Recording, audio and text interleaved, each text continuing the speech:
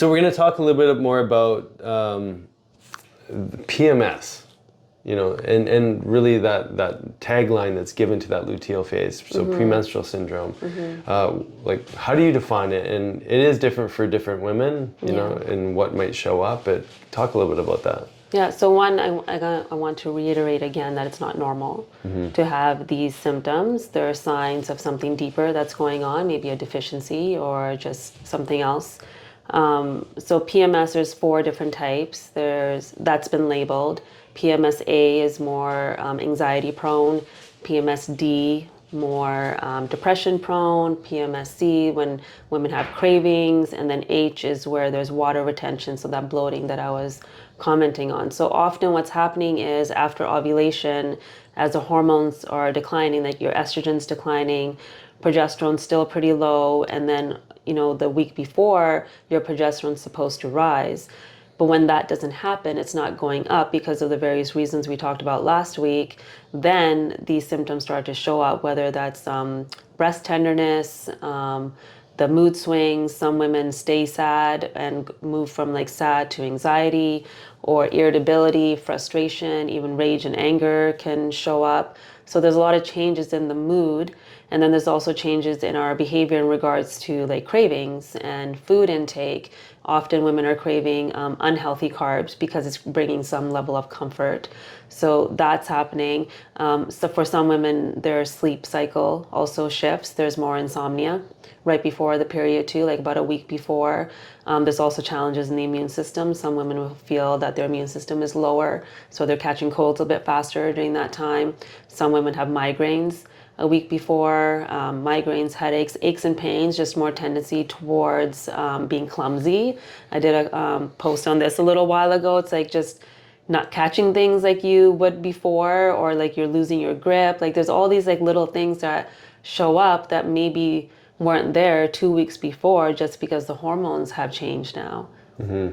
And so is that something that gets worse over time? Is it different at different phases in your life? Yeah, I think it depends on lifestyle, what your hormones are doing. So like in your 20s, I think things get masked just a little bit more. Like one, your focus really isn't on the body. It's more external. So you're not really focusing on your hormones. A lot of women are on birth control often in their 20s. And it's usually when women come off their birth control, are ready to maybe get pregnant and really tuning into their bodies about their hormones, that they start to realize, oh, I do feel different during that time. Or if it's like really, really bad, and then it turns into PMDD, which is premenstrual dysphoric disorder, that's where all of those symptoms are just more extreme, and it's stopping you in your tracks, where like you can't go to work or school or do life. That's usually when there's more investigation that happens. So some women aren't really aware that it's happening before, until it's like really, really big. Some women will vomit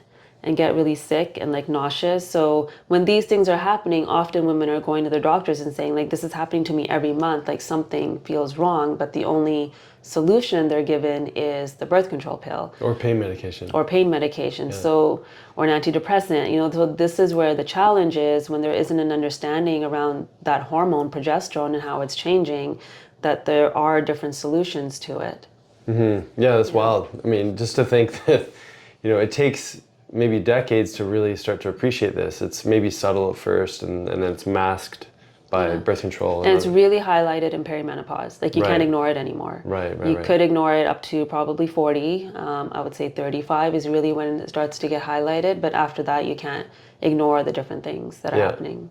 And yet you can't ignore it, and yet it's still being maybe distracted with an antidepressant, pain medication, birth control, all the other things. For sure, yeah. And so that's just, you're just being managed, as opposed to, as we say, like going upstream to figure out how we balance things. Why is this happening? Right. Or looking even just a little bit deeper. Like often women will show up and I'll ask questions like, well, did you get any imaging done? Was there any differential diagnosis around cysts or fibroids or even endometriosis? Like endometriosis, women feel a lot of pain, and they will often say no. Not all of them, but often they'll say no, they just told me to take pain medication or birth control. Yeah, and there's different degrees of this. Like you're talking about some more extreme examples. I mean, I have patients too that literally preemptively go to the ER to get a pain injection because they know how brutal it's going to be, or that's been the case. And then they have to, again, speaking of future projecting, knowing that it might be so severe that you have to go and get an injection at the hospital to deal with the pain so you can actually sleep at night.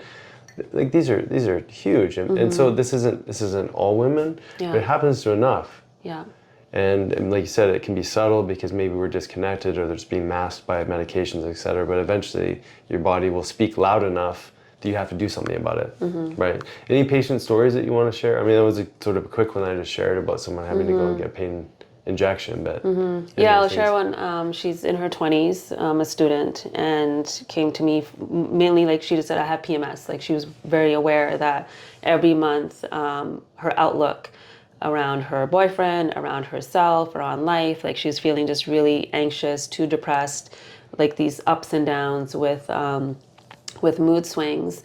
And I am starting to notice, because there is more information around like tracking cycles and different apps, so a lot of young women are starting to tune in when they're not on birth control, that something is off. So she came to me just, wanting some simple solutions. And when it comes to lifestyle, and again, depending on which decade you're in, it can be hard to shift things. So as a student, you're staying up late, you're not eating well, you're living on campus, like there's all these different elements, you're partying on the weekends, all these things. So it's hard to kind of start from that lifestyle perspective in a big way, because it's going to challenge then and create more overwhelm. Right. So what we did was we just created some like simple things, some simple changes, just started giving her magnesium, started working on like breathing exercises, started adding some healthy foods like fibers and things to help support her digestion, just like really simple behaviors. And then the next month was just a little bit easier, and then the following month was